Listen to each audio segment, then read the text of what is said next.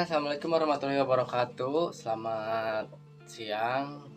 Jumpa lagi bersama saya, peternak maggot dari wilayah Jawa Barat ya, khususnya di daerah Pangandaran tepatnya.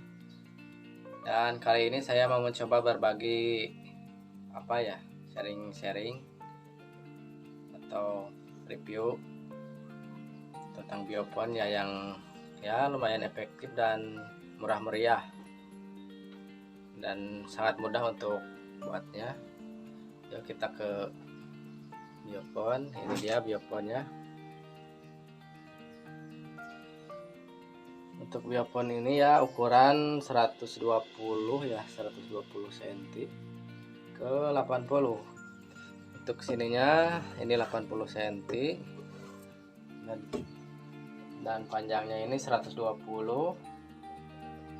Dan untuk bawahnya saya menggunakan GRC ya, yang buat plafon itu, atau kasih bot.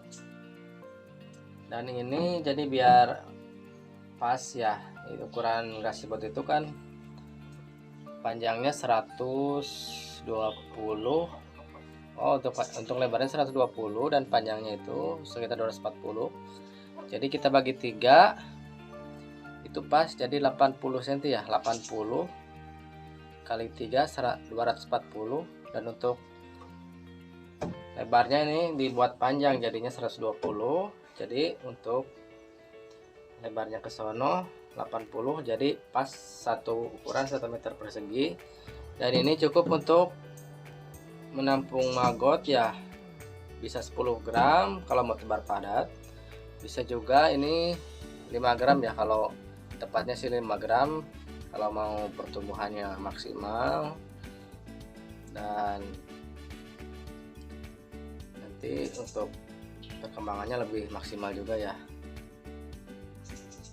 Dan untuk ininya pakai semen ya, ini saya pakai semen dicampur campur itu lem kayu, jadi biar merekat kuat.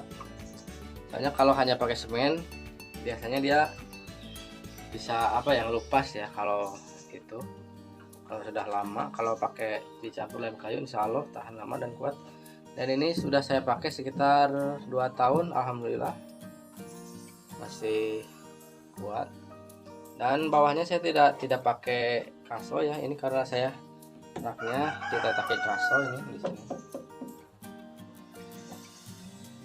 Dan khusus untuk maggot indukan ya, kita buat bioponnya itu berbeda. Jadi kita sisi depannya itu kita buat miring sekitar 60 derajat. Jadi supaya nanti kalau sudah prepupa itu sudah menghitam, dia mencari tempat hangat dan dia keluar dari biopon. Jadi kita nggak usah pilih.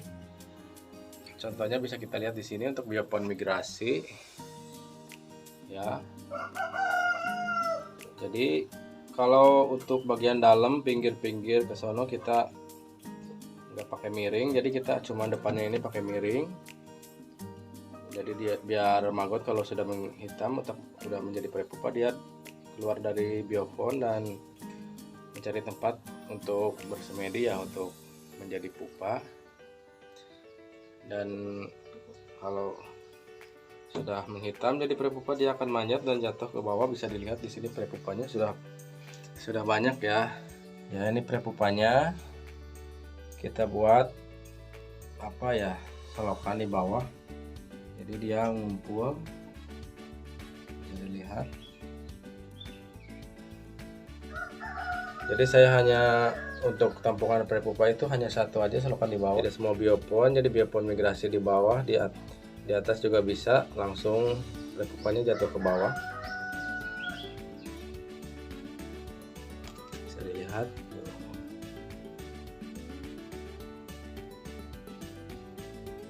Super ya, besar-besar. Dan ini saya menggunakan pakan yang super juga. Ini dia tampilan kandang saya. Jadi saya buat itu 3 susun ya untuk biopon raknya, dan di bawah permanen 1. Seperti ini penampilannya. Yang di bawah permanen semen, rak kedua, rak ketiga, dan ini rak keempat. Dari atasnya saya buat untuk tempat penyimpanan ya, penyimpanan barang.